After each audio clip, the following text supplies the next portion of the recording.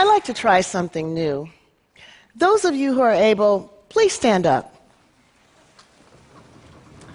Okay, so I'm going to name some names. When you hear a name that you don't recognize, you can't tell me anything about them, I'd like you to take a seat and stay seated. The last person standing, we're going to see what they know, okay? All right. Eric Garner. Mike Brown. Tamir Rice. Freddie Gray. So those of you who are still standing, I'd like you to turn around and take a look. I'd say half to most of the people are still standing. So let's continue. Michelle Cusseau.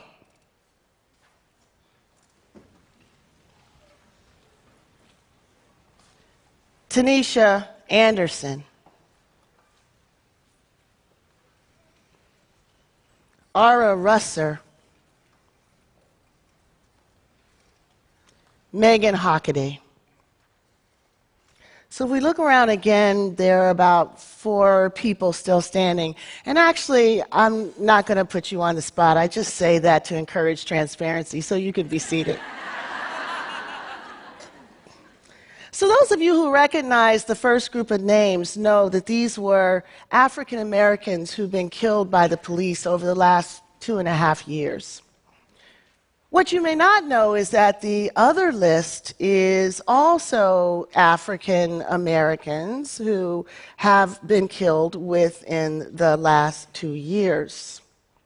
Only one thing distinguishes the names that you know from the names that you don't know: gender. So let me first let you know that there's nothing at all distinct about this audience that explains the pattern of recognition that we've just seen. I've done this exercise dozens of times around the country. I've done it to women's rights organizations. I've done it with civil rights groups. I've done it with professors. I've done it with students. I've done it with psychologists. I've done it with sociologists. I've done it even with progressive members of Congress. And everywhere, the awareness of the level of police violence that Black women experience is exceedingly low. Now, it is surprising, isn't it, that this would be the case? I mean, there are 2 issues involved here. There's police violence against African Americans, and there's violence against women. 2 issues that have been talked about a lot lately. But when we think about who is implicated by these problems, when we think about who's victimized by these problems, the names of these Black women never come to mind. Now, communications experts tell us that when facts do not fit with the available frames, people have a difficult time incorporating new facts into their way of thinking about a problem. These women's names have slipped through our consciousness because there are no frames for us to see them, no frames for us to remember them, no frames for us to hold them. As a consequence, reporters don't lead with them, policymakers don't think about them, and politicians aren't encouraged or demanded that they speak to them.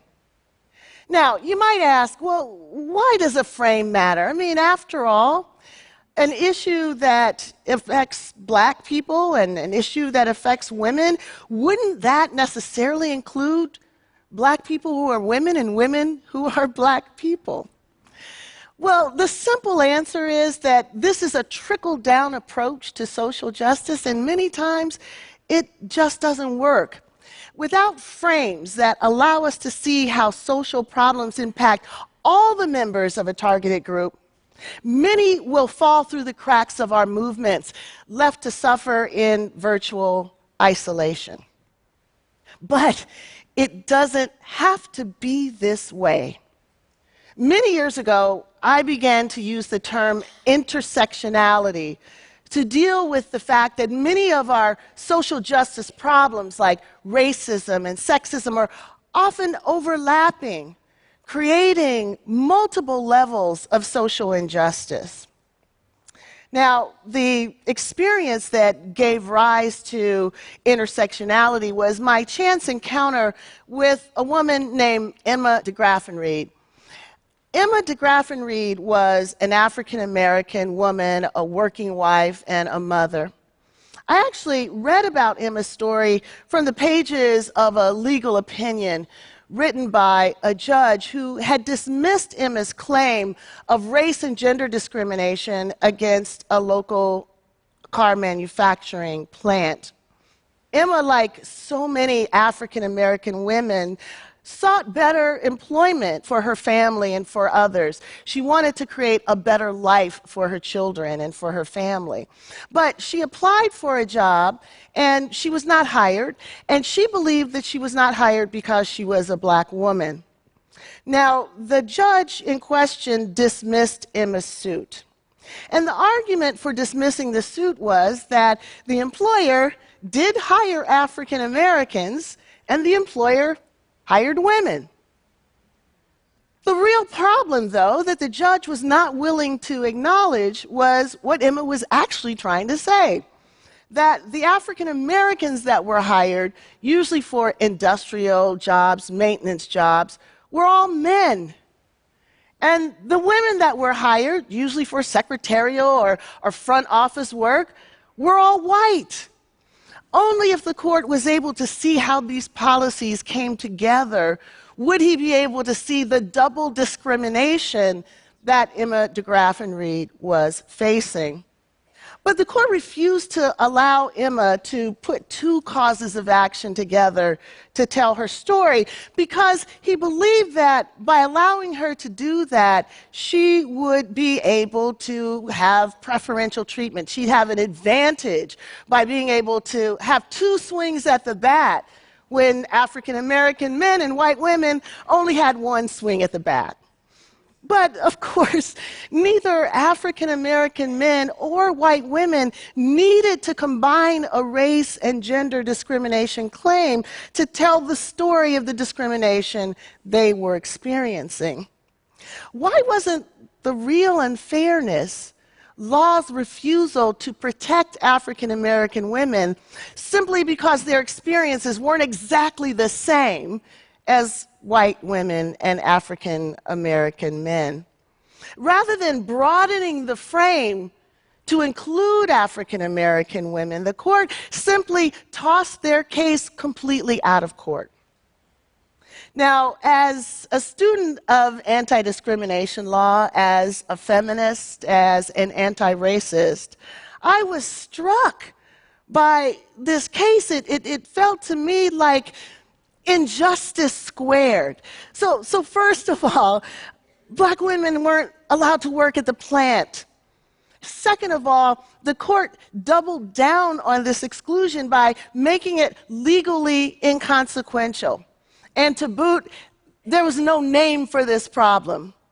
And we all know that where there's no name for a problem, you can't see a problem. And when you can't see a problem, you pretty much can't solve it.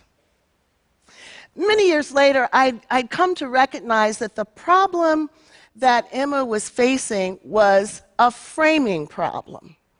The frame that the court was using to see gender discrimination or to see race discrimination was partial, and it was distorting.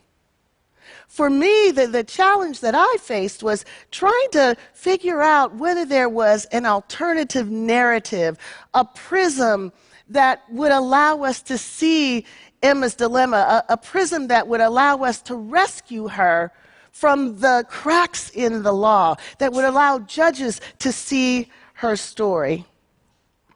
So it occurred to me, maybe a simple analogy to an intersection might allow judges to better see Emma's dilemma. So if we think about this intersection, the roads to the intersection would be the way that the workforce was structured by race and by gender. And then the traffic in those roads would be the hiring policies and the other practices that ran through those roads. Now, because Emma was both black and female, she was positioned precisely where those roads overlapped, experiencing the simultaneous impact of the company's gender and race traffic. The law was like that ambulance that shows up and is ready to treat Emma only if it can be shown that she was harmed on the race road or on the gender road, but not where those roads intersected. So, what do you call being impacted by multiple forces and then abandoned to fend for yourself? Intersectionality seemed to do it for me. I would go on to learn that African American women, like other women of color, like other socially marginalized people all over the world, were facing all kinds of dilemmas and challenges as a consequence of intersectionality, intersections of race and gender, of heterosexism, transphobia, xenophobia, ableism. All of these social dynamics come together and create challenges that are sometimes quite unique. But in the same way that intersectionality raised our awareness to the way that Black women live their lives, it also exposes the tragic circumstances under which African American women die. Police violence against Black women is very real.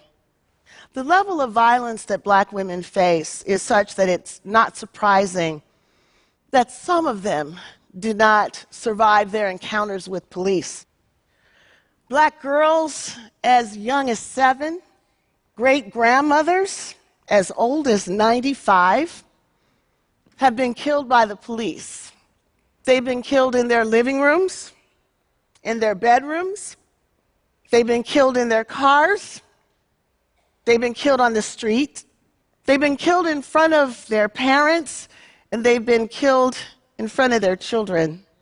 They have been shot to death. They have been stomped to death. They have been suffocated to death. They have been manhandled to death. They have been tasered to death. They've been killed when they've called for help. They've been killed when they were alone, and they've been killed when they were with others. They have been killed shopping while Black, driving while Black, having a mental disability while Black, having a domestic disturbance while Black. They've even been killed being homeless while Black.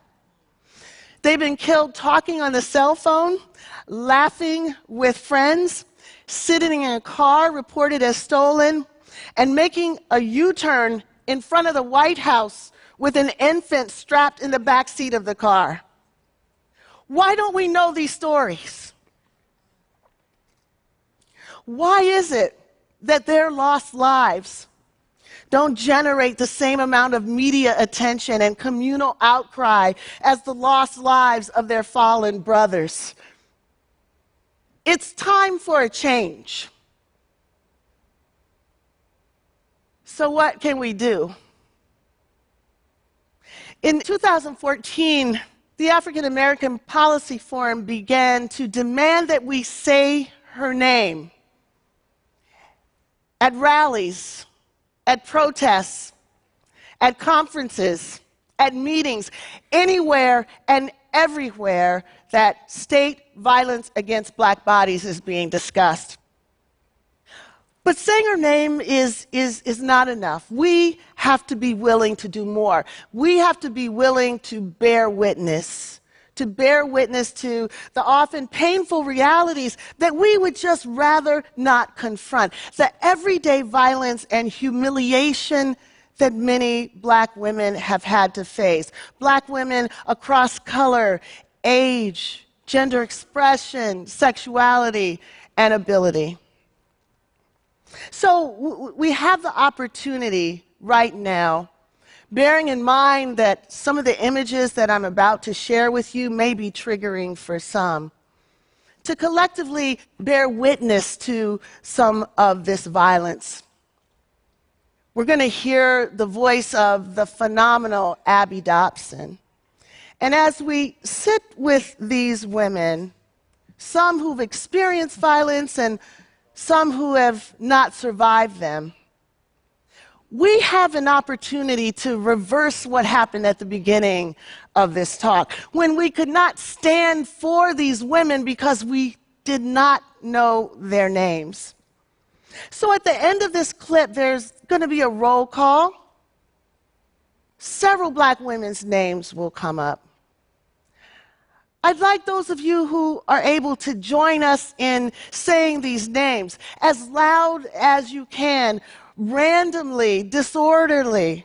Let's create a cacophony of sound to represent our intention to hold these women up, to sit with them, to bear witness to them, to bring them into the light.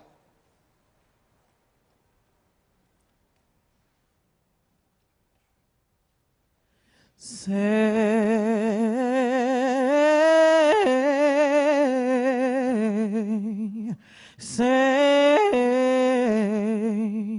her name.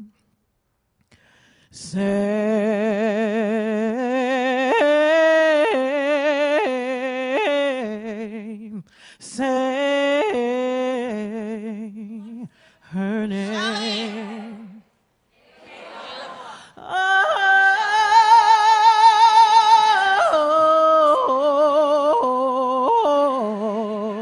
say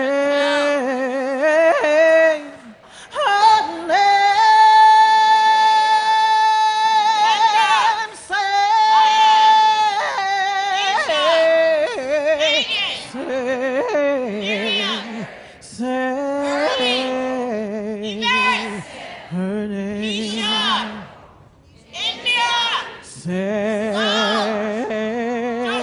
their names, for all the names I'll never know.